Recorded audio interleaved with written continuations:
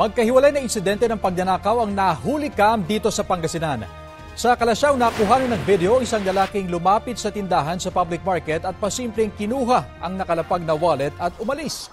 Laman ng wallet ang ID at 2,000 pisong ireremit sana ng isang delivery rider.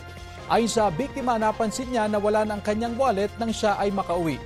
Ayon naman sa tindera, nagtanong ang suspect ng presyo ng mga paninda bago niya kinuha ang nakalapag na wallet. Unikam din ang pagnanakaw ng 2 lalaki sa isang stall sa barangay Maluwad, Dagupan City.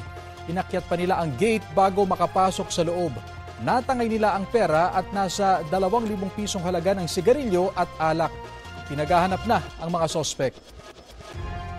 Kapuso, alamin ang maiinit na balita. Bisitahin at mag-subscribe sa GMA Integrated News sa YouTube. Sa mga kapuso abroad, samahan niyo kami sa GMA Pinoy TV at sa www.gmanews.tv.